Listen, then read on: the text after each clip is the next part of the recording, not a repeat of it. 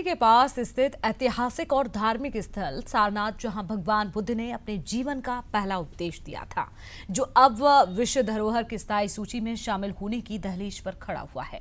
बता दें, सारनाथ बीते 25 सालों से यूनेस्को की अस्थायी विश्व धरोहर सूची में शामिल है, लेकिन अब भारत सरकार और पर्यटन मंत्रालय की सक्रिय पहल के चलते इसे स्थायी धरोहर सूची में शामिल करने की प्रक्रिया अंतिम चरण में पहुंच चुकी है।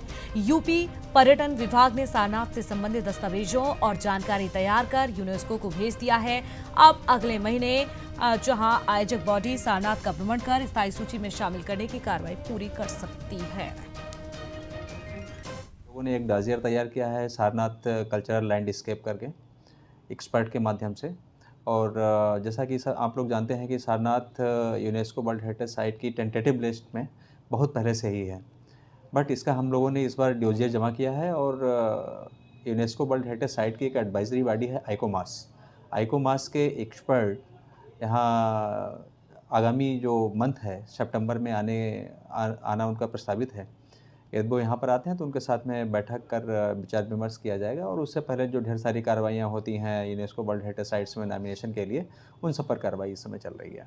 बुद्ध की प्रथम उपदेश स्थली सारनाथ अब विश्व धरोहर सूची में शामिल होने जा रहा है। इसको लेकर यूनेस्को की आइजॉक बॉडी अगले महीने वाराणसी आ रही है, और इसको लेकर भारत सरकार की पर्यटन मंत्रालय और उत्तर प्रदेश के पर्यटन विभाग की ओर से कवायद शुरू कर दी गई है। मौजूदा तस्वीरें सारनाथ स्थल की है। ये बुद्ध का मंदिर है। इसके अलावा साथ ही साथ उनके प्रथम उपदेश स्थल और उनसे जुड़ी जो तमाम चीज़ें हैं वो सारनाथ में इस्टेब्लिश है। उसको लेकर लगातार बैठकों का दौर जारी है, और अस्थायी सूची में तो सारनाथ 1998 लगभग 25 साल पहले से ही यूनेस्को की साइट पे इस्टेब्लिश है, लेकिन उसको स्थायी सूची में करने की प्रक्रिया भारत सरकार की ओर से अब अपनाई जा रही है। और इसको लेकर अगले महीने जो आइजॉक की बैठक होनी है काशी में लेकर, उसके अधिकारी भी काशी में आने वाले हैं, और इसको लेकर कवायद तेज हो चुकी है। और अब तक भारत में सिर्फ ताजमहल ही ऐसा है जो यूनेस्को की स्थायी धरोहर सूची में शामिल है।